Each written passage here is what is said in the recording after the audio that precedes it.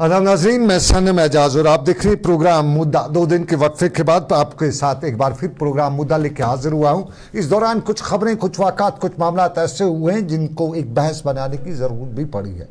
कुछ वाक़ात जो इस दौरान हुए हैं, थोड़ी सी तबीयत नासाज थी, डॉक्टर के पास गया था, डॉक्टर ने दवाई लिखी, तबीयत में कोई बेहतरी नहीं आई, दूसरे डॉक्टर के पास चला गया, उसने भी दवाई लिखी, कोई तबीयत में बेहतरी नहीं आई, थोड़ा सा सेंसेशन, थोड़ा सा इरिटेशन, थोड़ा सब कुछ आता जैसे साफ जाहिर है बुखार नज़ला ज़ुकाम में होता है। एक और डॉक्टर साहब के पास गया तो उन्होंने बताया, सीनियर डॉक्टर के पास, उन्होंने बाज़ाब्ता तौर पे प्रिस्क्रिप्शन लिखा और प्रिस्क्रिप्शन में मुझे बताया कि एक दवाई की एक टैबलेट खाने की ज़रूरत है, ज़्यादा ज़रूरत नहीं है, क्योंकि इसकी दवाई के साइड इफ़ेक्ट्स बहुत ज़्यादा हैं। तो सिर्फ एक टैबलेट लेना ताकि आपको ये इस वक्त कंट्रोल हो जाए, ज़्यादा ना हो जाए। हम वही के प्रिस्क्रिप्शन लेके मेडिकल शॉप के पास गए, श्रीनगर के जेवीसी हॉस्पिटल के सामने के मेडिकल शॉप के पास, 2-3 दुकानदारों के पास गए, मेडिकल शॉप वालों के पास। उन्हें दवाई देने से ये कहते हुए इनकार कर दिया कि उनके पास नहीं है, हो सकता है नहीं होती। हम जाते जाते एक के पास पहुँचे तो एक के पास पहुँच के जब हमने उन्हें बताया कि हमें ये दवाई चाहिए तो उन साहब ने निकाल के पत्ता दे दिया। कीमत हमने पूछी तो उन्हें 420 रुपये बताए, 417 रुपये। बड़े हैरान हुए क्योंकि जेब में कैश भी 50 रुपये था और उसके साथ साथ ATM वगैरह जो पेटीएम था, JK बैंक का सर्वर चल नहीं रहा था। तो हमने उनसे कहा कि भाई साहब इतनी महंगी है दवाई? उसने कहा जी पता है 400। तो हम बड़े हैरान हुए, हमने कहा कि हमें एक ही चाहिए, तो उन्होंने कहा नहीं आपको लेना है तो पता लेना है 420 रुपये का। हमने कहा मुझे एक ही ज़रूरत है, और डॉक्टर साहब ने भी प्रिस्क्रिप्शन में लिखा है कि 1 SOS, यानी एक जब ज़रूरत पड़ी, यानी 1 से लेकर 2 टैबलेट्स तक आप ले सकते हैं, ज़्यादा ज़रूरत नहीं है। डॉक्टर साहब का वही मतलब है 1 SOS की जब ज़रूरत पड़े एक, तो इसका मतलब है। उन्होंने कहा नहीं जी ये दवाई जो है ये हम नहीं आपको देंगे, क्योंकि ये थोड़ी सी वो दवाई है, तो ये जी आपको लेनी है तो या तो 10 टैबलेट्स लीजिएगा, पूरा पता ले लीजिएगा 480 रुपये 20 रुपये का, 417 का, या आप ये कर लीजिएगा कि आप हम नहीं लीजिएगा। थोड़ा सा चूँकि आदमी की जब तबीयत ख़राब हो, थोड़ा सा इरिटेशन भी होता है, थोड़ा सा जंजलाहट भी होती है, तो इस जंजलाहट में हम भी थोड़ा सा उनसे कि भाई साहब मेरा तो हक़ है दवाई लेने का, आप तो होलसेलर नहीं हैं, आप केमिस्ट हैं, आपको एक। तो उनका जवाब था कि नहीं जी हमें बाज़ाब्ता तौर पर सरकार का हुक्मनामा है कि नहीं कटी हुई दवा नहीं बेचते, काट के दवाई नहीं बेचते। तो हम बड़े हैरान हुए कि सरकार क्या, गरीब आदमी को एक टैबलेट डॉक्टर लिखा गया तो सरकार उसकी जेब में, उसके मुंह में 10 ठोसेगी, वो बाकी जो अक्सर दवाइयाँ होगी वो लेके क्या करेगा। और माना कि मेरी ताकत है, उतनी तनख्वाह मुझे मिलती है, मैं दवाई की एक टेबलेट अगर मजबूरी पड़े सिट्रिप ले सकता हूँ, लेकिन वो गरीब आदमी जिसकी दिन की 400 रुपये 500 रुपये 600 रुपये इनकम होगा और उसको ये दवाई 400 रुपये की एक पत्ता मिलेगा, और अगर उसको 3 प्रिस्क्रिप्शन डॉक्टर्स ने लिखे तो वो बेचारा क्या करेगा। तो हमारे बड़े कान खड़ा हुए, हमने बड़ा दिमाग तेज़ हुआ, हम ये नहीं कहें क्या कान बड़ा दिमाग तेज़ हुआ, हमने उसी टाइम जो ड्रग कंट्रोलर ऑफ कश्मीर हैं उनसे कॉल किया, उन्हें बताया कि क्या ये कोई सरकारी कानून है कि आपको सिर्फ एक टैबलेट लिखी है। तो उन्होंने कहा नहीं, आगे डॉक्टर ने, उन्हें जवाब था कि अगर प्रिस्क्राइबिंग जो अथॉरिटी है, डॉक्टर जो है, अगर उन्होंने आपको एक लिखी है तो एक लिखनी है, उन्हें 2 दिन का डोज लिखा है, सुबह शाम का आपको 6 लेनी होती है या 4 लेनी है, तो उतनी है जितनी डॉक्टर साहब जितना डोज लिखेगा। ये केमिस्ट की मर्ज़ी पर नहीं चलेगा कि वो आपको 10 लेनी है, 8 लेनी है, 20 लेनी है, 50 लेनी है। तो हमने उन्हें पूरी कंप्लेंट बात, उन्होंने कहा रिटर्न दे दीजिएगा, हमने रिटर्न दे दिया, उन्हें बाज़ाब्ता तौर पे कार्रवाई की। और थैंक यू बिमना पुलिस चौकी का, वो भी लोग भी आए, हमने उनसे भी बात की, वो भी आए, उन्होंने इस पर कार्रवाई की, दुकान को सील किया गया।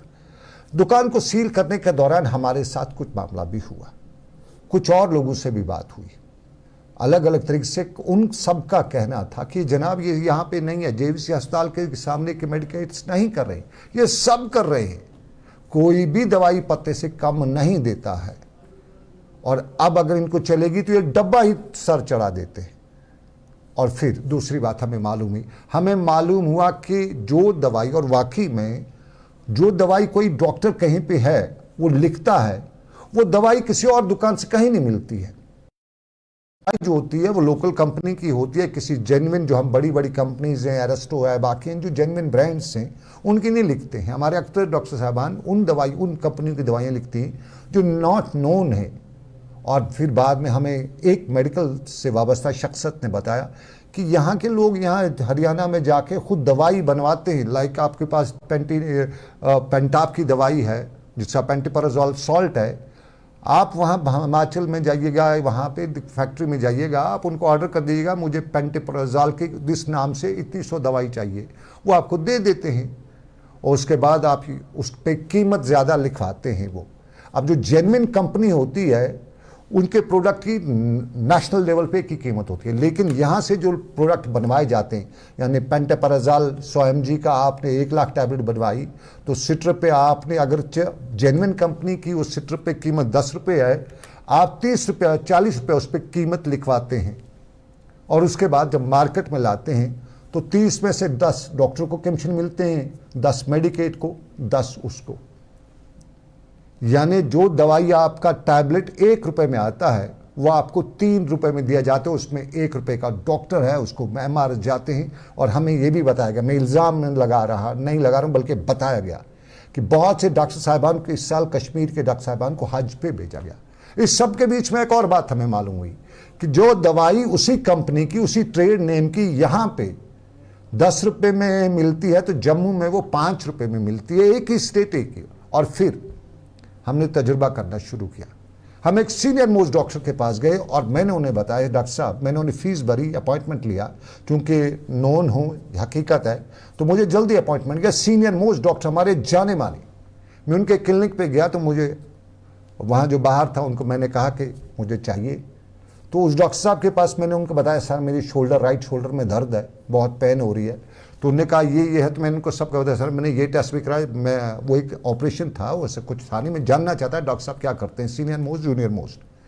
मैंने उनके पास गया, मैंने उनको बताया, डॉक्टर साहब ये परेशानी है मुझे, मेरे शोल्डर में राइट साइड में पेन है। चूँकि मैं अगर लेफ्ट साइड में कहता तो वो मुझे कहते आप चेस्ट का एक्सरे इसी सब जी करवा, आपको ये हार्ट का वगैरह। तो मैंने कहा राइट साइड में, इधर शोल्डर में लगती है वगैरह हो रही है।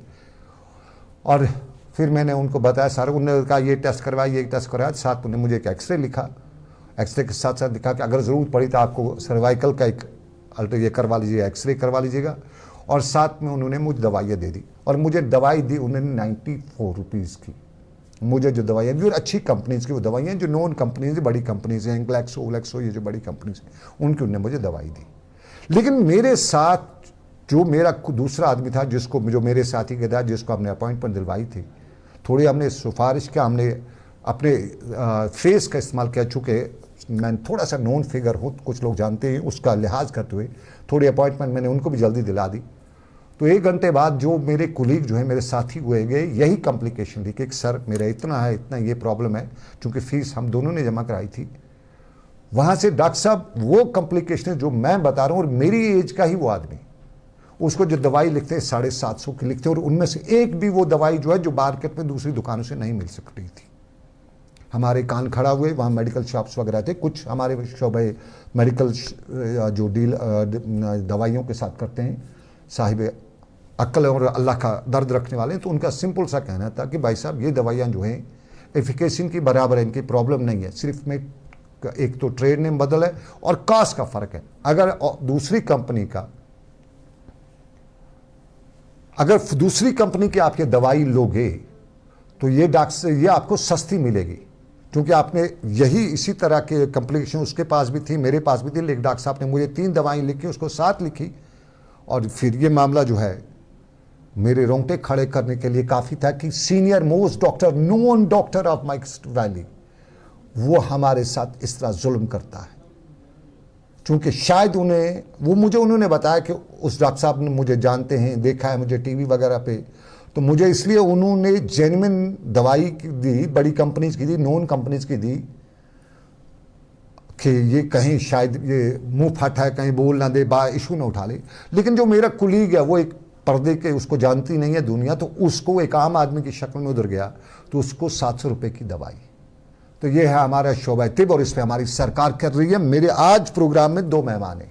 डॉक्टर यूसुफ टाक साहब मेरे आज प्रोग्राम के मेहमान रहेंगे। यूसुफ टाक साहब, चूँकि मैंने आज रीमा जी हैं, जो हमारी रीमा गजाला कादरी जो हैं, उनसे रिक्वेस्ट की थी कि वहाँ प्रोग्राम में, उन्होंने कहा कि शाम के उनके कुछ अपॉइंटमेंट्स हैं सरकार के पास, तो इस टाइम नहीं आ सकते, लाइव ब्रॉडकास्ट में नहीं आ सकती। लेकिन हमने कुछ किया, डॉक्टर मोहम्मद यूसुफ टाक को, जो डॉक्टर्स एसोसिएशन के प्रेसिडेंट भी हैं, वो मुझे ज्वाइन करेंगे, जानेंगे हमारे डॉक्टर साहिबा कितना है। और मेरे साथ फयाज आज़ाद साहब है, ये कश्मीर केमिस्ट एसोसिएशन के प्रेसिडेंट हैं। फयाज साहब बहुत बहुत शुक्रिया। मेरा शायद आपने सुना होगा 2 वाक़ात जो मेरे साथ हुए हैं। मेरा एक वाक़ा हुआ, मैं शायद अगर आपने सुना तो मैं ना दोहराऊँ, अगर आप सुना है तो मैं नहीं सुना है तो मैं दोबारा दोहराता हूँ। मेरे 2 वाक़ात हुए खुद के साथ। ये किसी आम आदमी ने मेरी कंप्लेंट नहीं की, किस पे एलिगेशन नहीं लगाई। मैंने दवाई, डॉक्टर साहब ने मुझे प्रिस्क्राइब की, केमिस्ट ने मुझे एक टैबलेट नहीं दी, कहानी पत्ता लेना है, और फिर बाद में उनसे जब गुफ्तगू सुनी उसने कहा ये एनेक्स में है। अब एनेक्स में अगर आता तो सवाल सिंपल सा मेरा यही है, क्या गवर्नमेंट ने 10 टैबलेट पत्ता काट के बेचने पे पाबंदी आयद की है? नहीं, देखिए basically we have to abide by the drug act. बिल्कुल, जो भी केमिस्ट है, डिस्ट्रीब्यूटर है, we are abided by the guided by the drug act, drug and cosmetics act, and drug and cosmetics act doesn't say us that you can't sell the loose tablets. So और इसमें काफी चीजें हैं कि जो economical condition भी एक patient की देखनी है, और लॉ भी ये कहता है कि लूज आपको बेचना है। अब उसमें कुछ दुश्वारियां है केमिस्ट को, but that has to be followed up accordingly. नहीं, बाकी थोड़ा सा मैं थोड़ा सा सिर्फ इंटरप्ट करना चाहूँगा। मेरे साथ जाहिद डॉक्टर यूसुफ टाक साहब को भी आप मिला दीजिएगा, वो कॉल भी कर रहे हैं, लेकिन शायद उनको वहाँ से कॉल करके इस PCR से कॉल कर दीजिएगा। मैं ज़रा सर एक सिंपल सा सवाल जानना चाहता हूँ, ये जो डॉक्टर ये गवर्नमेंट के कानून में है कि आप सिंगल स्ट्रिप में सिंगल टैबलेट 2 टैबलेट जितना डॉक्टर प्रिस्क्राइब करे उतनी बेचनी है, या आपको नहीं स्ट्रिप बेचना है? अगर आपको डॉक्टर प्रिस्क्राइब 2 टैबलेट्स करता है मॉर्निंग इवनिंग के लिए 1 डे के लिए, क्या 2 टैबलेट्स ही ले आपको वो मेडिकेट देगा या पूरा स्ट्रिप देगा?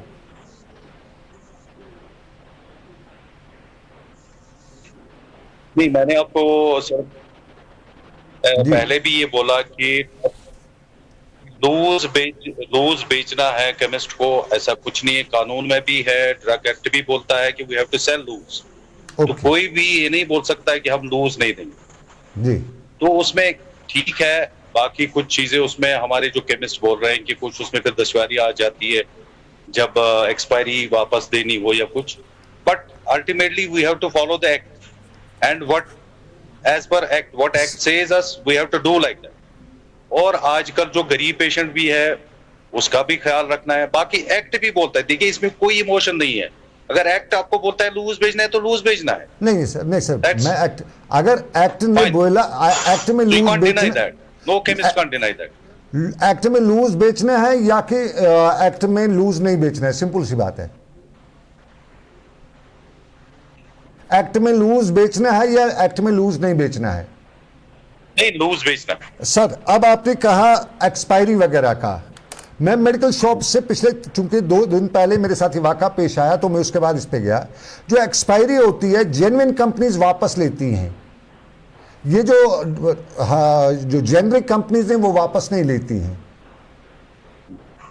नहीं, इसमें देखो क्या है, एज पर जो भी expiry within due time it has to be produced back to, it has to be given back to the supplier कि भाई इसमें एक मॉड्यूल है कि 3 महीने पहले एक्सपायरी होलसेलर डिस्ट्रीब्यूटर के पास बेचनी है and he has to accept that. अब ठीक है, इसमें जो केमिस्ट को कोई दुश्वारी आती है वो बोले हमें, we can take up that issue with the drug department with the government administration. बाकी we can't deny selling loose, that's that we can't deny. जो मेडिकेट जो केमिस्ट डॉक्टर की प्रिस्क्राइब्ड सिंगल टेबलेट जो है, अगर डॉक्टर ने सिंगल टेबलेट प्रिस्क्राइब की, क्योंकि आप मेडिसिन से वाबस्ता है, मेरा भी एक अच्छा खासा तजुर्बा है मेडिसिन के साथ, डॉक्टर ने 1 SOS प्रिस्क्राइब की तो क्या ये मेडिकेट जो है मना कर सकता है? क्योंकि सेल्फ मेडिकेशन नहीं है। नहीं सर, देखिए तो स्ट्रिक्टली मेडिसिन भेजना है as per the prescription and strictly as per the prescription and as per the dosage, as per the dosage, नहीं जो अब देखिए कोई किसी पेशेंट को डॉक्टर 7 दिन के लिए बोल रहा है या 5 दिन के लिए बोल रहा है, he can take like that। हाँ, उसमें कोई ऐसी, उसको 5 दिन बोलेगा तो 10 टैबलेट ले सकता है, अगर मॉर्निंग में लेना, अगर SOS लेना हो तो हम ले सकता है, कभी कभार लेना हो तो then he can take 5 to 6 tablets। तो फिर क्यों हमारे केमिस्ट हर जगह से कंप्लेंट, मैंने कल ये सोशल मीडिया पे भी डाली थी ये खबर सोशल मीडिया के फेसबुक पे मैंने अपने प्रोफाइल पे डाली थी, मुझे वादी कश्मीर के हर तरफ से खबर आई कि नहीं जनाब आपके साथ आज हुआ, हमारे साथ 1 साल से हो रहा है और हर जगह से हो रहा है, कश्मीर के खरनबल से लेके खादिन यार तक, यही हर जगह से हो रहा है। क्यों हमारे जो मेडिकल शॉप वाले हैं इस तरह से करते हैं? There is a lack of knowledge, पता सर, नहीं ये होगा। तो, सर पढ़े लिखे ना, ये तो कम से कहीं पढ़े ऐसा भी लिखे हो ना। सकता है। आई विल नॉट डिफेंड, गलत करेगा हम उसको एसोसिएशन सारे हमारे मेंबर हैं, लेकिन जो भी गलत करेगा उसको ये पहले उसको he should have the knowledge of selling the drugs. Sir देखिए ये तो कोई किराना आइटम तो बेचना नहीं है। बिल्कुल Chemist is holding a license, valid license. He should be a pharmacist. तो he should know each other. Sir कैसे बेचना है, कौन सा प्रोडक्ट कैसे बेचना है, strictly as per the prescription बेचना है, एक्सपायरी चेक करनी है, एक प्रॉपर रिसेप्ट उसको पेशेंट को देना है कि with proper there should be Batch number and all expiry this. Should be written on the receipt. तो एक this is the norm and everybody has to follow it. तो जो लोगों को ये पता नहीं है उनको क्या बताएं, क्या करें? अगर उनके साथ ऐसा हो रहा है क्या करें वो? और ये जो मेडिकल शॉप वाला है ये कितना खुदगर्ज है, किसी की बीमारी का ये फायदा उठा रहा है। क्योंकि मैं अपनी बात कहूं, मैं उस वक्त दर्द से मुझे लग रहा था मैं मर आई जाऊंगा। कांट हियर यू एजाज साहब, आपकी आवाज नहीं आ रही। सर जाहिद सर इनकी आवाज आप जाहिद सर जरा आवाज सर सर अब तक आवाज आ रही है आप सही? आ रही हो। सर हमारी ये मेडिकल शॉप वाले क्या इनको खुदा को जवाब नहीं देने कि किसी की बीमारी पे ये सौदाबाजी करते हैं? इनको खुदा को जवाब नहीं देना है, हो गया एक चीज। दूसरा, ये किसी आदमी के साथ करें उसको क्या करना चाहिए, इनके खिलाफ कैसे इसको रोक लगा सकता है? देखिए हम लोग एसोसिएशन की थोड़ा अवेयरनेस प्रोग्राम हम बताएंगे कि हम सभी केमिस्ट को अवेयर करेंगे अबाउट दिस थिंग दैट कि आपको लूज बेचना है, आपको बाकी चीजें तो हमने बार बार उनको समझाई है पिछले कुछ दिनों से। I think from last few months Anantnag में एक केस हुआ था, then there was a court order also कि लूज बेच रहा है, and it's also it's in act also, drug act में भी है कि लूज बेचना। तो थोड़ा बहुत कुछ अब मुझे लगता है कि कुछ केमिस्ट अवेयर नहीं होंगे इस चीज से, और association level we can do this thing that कि हम उनको अवेयर करेंगे। और आपकी वसाकत से भी आज कहना चाहेंगे कि जो भी केमिस्ट है he can't deny loose selling loose tablets to customer sir और पेशेंट, किसी को भी इनकार नहीं कर सकते। सर मैं आपके पास दोबारा आना चाहूँगा। मेरे साथ इस वक्त डॉक्टर टाक साहब जुड़ चुके हैं। डॉक्टर साहब, सोसाइटी का उस इशू पे मैं बात कर रहा हूँ, हर किसी के साथ जुड़ना है भी। आपने भी इस दुनिया से जाना है, मरना आपने भी है, मैंने भी मरना है। कोई एक्सीडेंट से मर जाता है, कोई बीमार होकर मर जाता है, हो सकता है आपकी अल्लाह लंबी उम्र करे, कभी आपको दवाई खानी पड़े। लेकिन हमारा सबसे मेरा सवाल आज का, हमारे डॉक्टर साहब जो, चूंकि आप डॉक्टर हैं, ये डॉक्टर साहब क्यों वो दवाई प्रिस्क्राइब करते हैं जो सिर्फ उन 2-3 दुकानों के आसपास ही मिलती है और कहीं से नहीं मिलती है? किसी अच्छी स्टैंडर्ड कंपनी की दवाई क्यों नहीं प्रिस्क्राइब करते हैं कि पेशेंट को जम्मू में चाहिए तो उसको वहां से मिले, दिल्ली में चाहिए तो वहां से मिले, या श्रीनगर के लाल चौक में भी मिले और कुपवाड़ा के उस गांव से भी मिले? ये क्यों डॉक्टर साहब? मतलब आप डॉक्टर साहब ने प्रिस्क्राइब दवाई की तो उसके आसपास ही 2-3 दुकानें जो होंगी या उसके हॉस्पिटल में फार्मेसी होगी तो वहीं पे मिलेगी, ये क्या मुसीबत है? देखिए सनम साहब, आप जो पब्लिक ये इश्यूज होते हैं आप इनको उजागर करते हैं, this is very nice, thank you sir. लेकिन एक चीज हमें देखनी पड़ेगी कि जो मार्केट में दवाइयाँ होती है, जो मार्केट के लिए अप्रूव होती है, तो इसमें डॉक्टर का ऐसा कोई रोल नहीं है सर। इसके लिए आपकी अथॉरिटी है जो इसको देखते हैं। जब एक ड्रग अप्रूव हो जाती है तभी एक डॉक्टर उसको लिख सकते हैं सर। लेकिन ये भी जरूरी है कि एक डॉक्टर जो है उसमें ये वो एक कंसिडरेशन ये हो कि जो है इसकी अफोर्डेबिलिटी क्या है सर। तभी ये जो होता है, जो पेशेंट होता है, अगर एफलेट क्लास है तो हमारे पास चॉइस है, हम उसको सुपीरियर से सुपीरियर या महंगी दवाई भी होगी वो भी है। बट अगर एक पेशेंट है जो हमें लगता है लोअर इकोनॉमिक क्लास से है, अफोर्ड नहीं कर सकते हैं, हमें उस टाइम पे ये चीज भी कंसिडर करनी है और जरूरी करनी है। बात रही कि जो दवाइयां है कि कौन सी दवाई फिर ये जो है डॉक्टर प्रेस्क्राइब करता है, उसमें एक चीज हमें ये सोचनी पड़ेगी कि इसके लिए एक अथॉरिटी बनी है जो ड्रग्स को अप्रूव करती है, उसमें डॉक्टर का ऐसा कोई रोल नहीं। नहीं सर, मैं बिल्कुल ही मानता हूं, लेकिन ये दवाई उसी डॉक्टर जिस डॉक्टर साहब ने लिखी, सपोज आप कहीं पे, मैं आपको बात नहीं कर रहा, आप कहीं पोस्टेड हैं, तो जहां आप पोस्टेड हैं वहां आपके आसपास से आपने जो प्रिस्क्रिप्शन लिखा है उसकी दवाई सिर्फ आपके उस नाम की, उस ट्रेड नाम की दवाई उन्हीं 3-4 दुकानों पर मिलेगी जहां आप हैं, ये किसी और जगह पर नहीं मिलेगी। यानी अगर एक जाहिद साहब, आज बड़े इशू पे जाहिद साहब टेक्निकल फॉल्ट नहीं होने चाहिए। आज डॉक्टर साहब मैं ज़रा इतना ही जानना चाहता हूं कि दवाई जो है इसी के पास क्यों मिलती है, ये बाकी जगहों पे क्यों नहीं मिलती है डॉक्टर साहब प्रिस्क्राइब करते हैं। सपोज आपने कलपाल कर लिया, हम कलपाल की बात करें तो ये कलपाल सिर्फ उन्हीं 3 ही चेयर, मैं कलपाल की मैं मिसाल दे रहा हूँ, ये उन्हीं 3-4 दुकानों के पास क्यों मिलती है, बाकी क्यों नहीं मिलती है? कोई ब्रांड नेम जो पूरी वैली में अवेलेबल हो वो क्यों नहीं मिलती है? सर मुझे कुछ आवाज नहीं आ रही थी, can you repeat it for me? आप मेरे लिए एक बार रिपीट कर पाएंगे? बिल्कुल सर, मैं सर सिंपल सी बात है, हमारे यहाँ मैं सिंपल सा सवाल उठा रहा हूँ।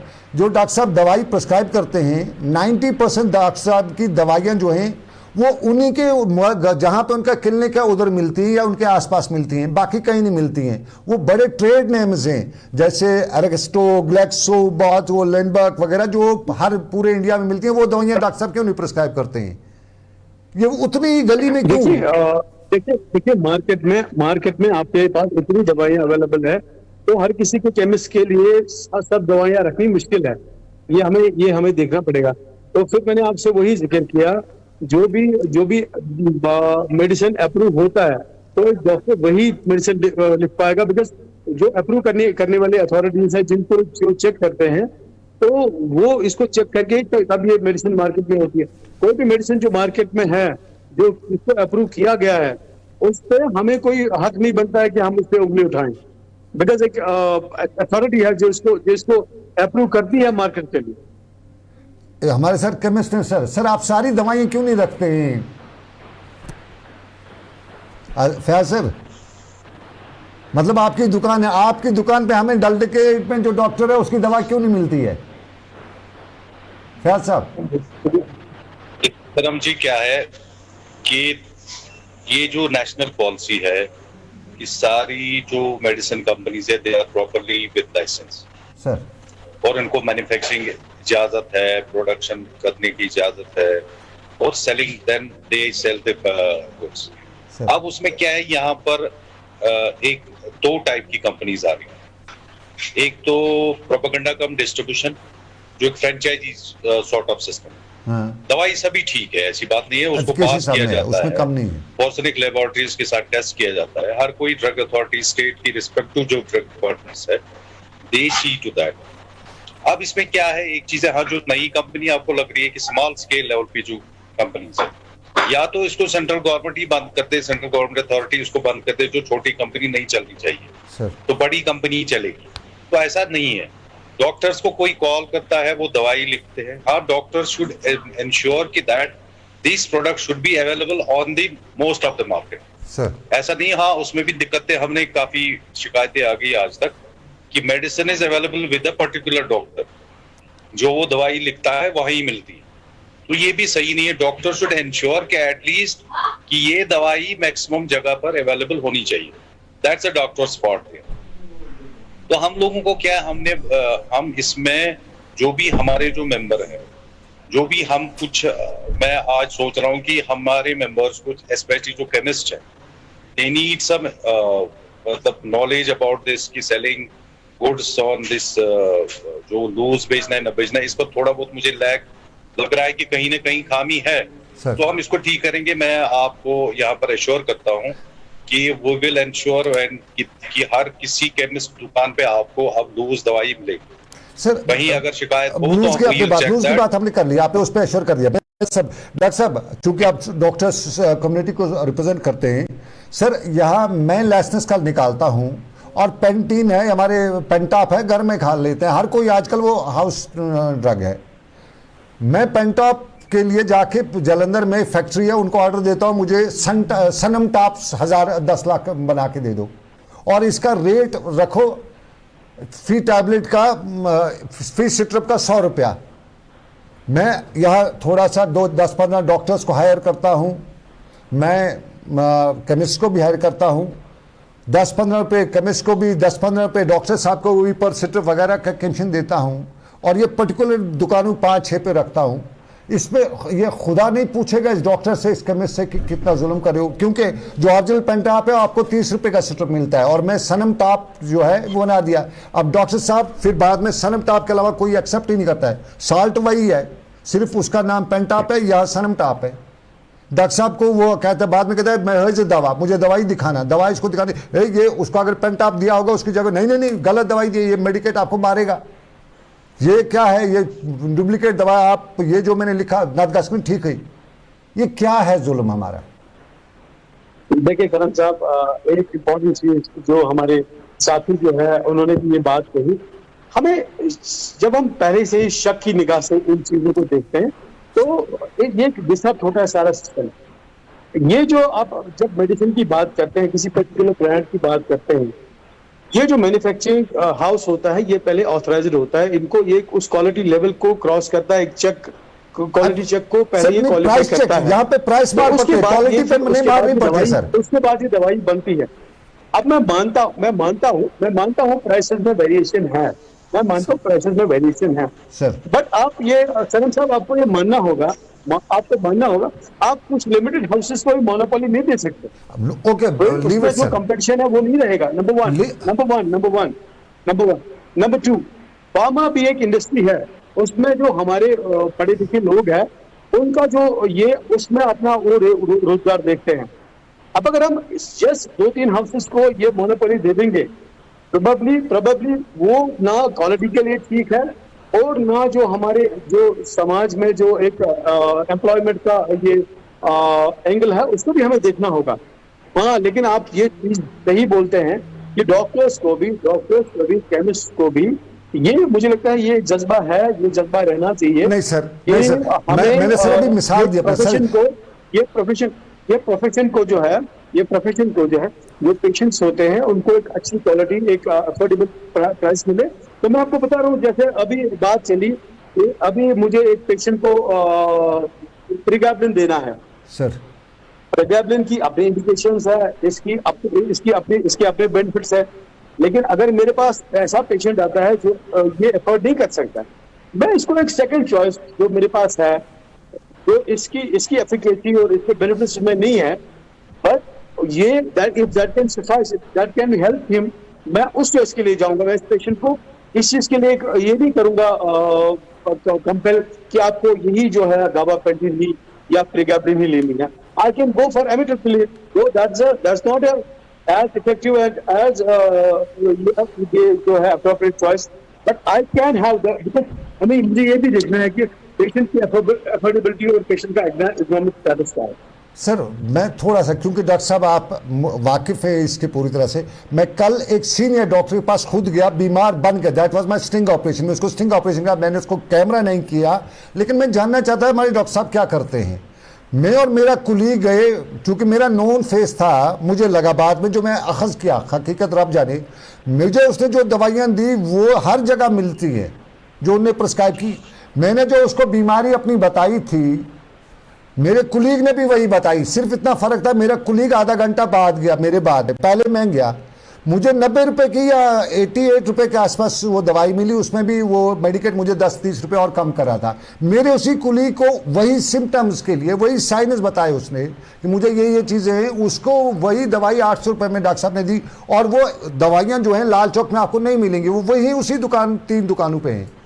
क्या ये जुल्म नहीं है सर मेरा? और फिर मैंने वो डिस्कस किया 2-3 डॉक्टर्स से, सीनियर डॉक्टर, उनने कहा यार मसला इसमें यह है कि ये जो डॉक्टर साहब हैं ये आपको जानते हैं, आपका नोन फेस है, इसको लगा बड़ा बोलने वाला, कहीं मेरी ये बात ना बोल दे तो इस पर पंगा ना हो जाए, तो इसलिए आपको इसने ये लिखी दवाई, सस्ती दवाई लिखी।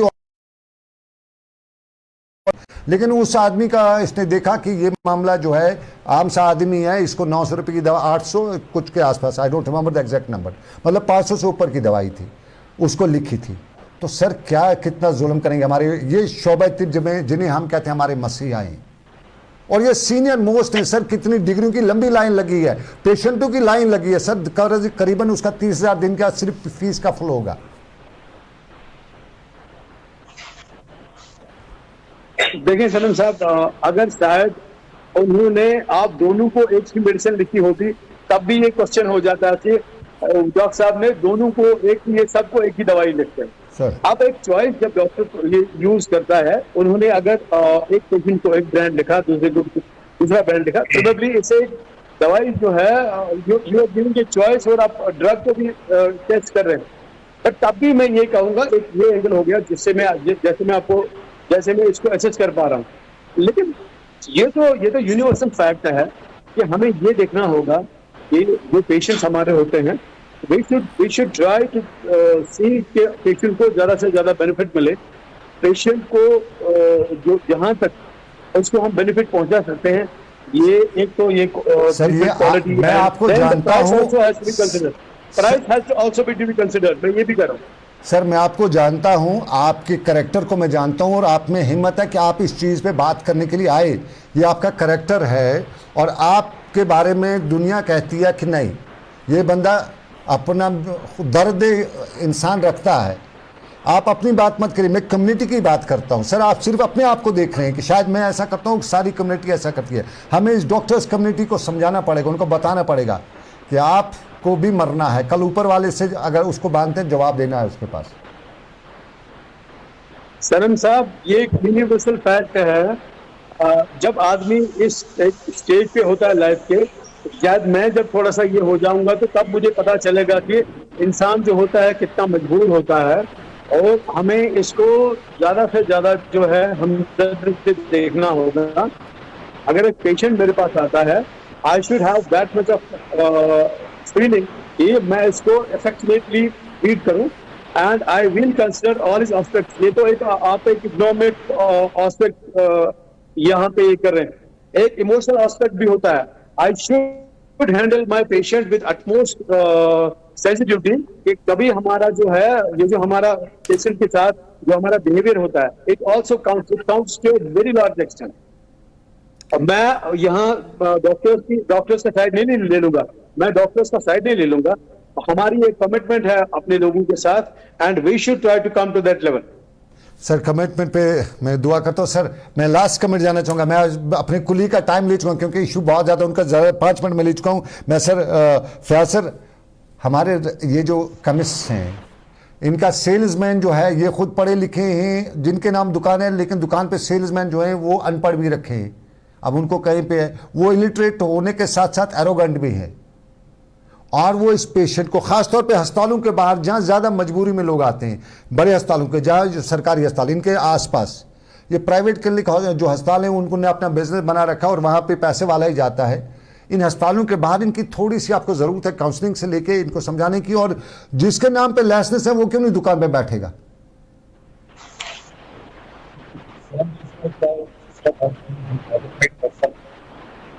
वही दुकान पे बैठ सकता है।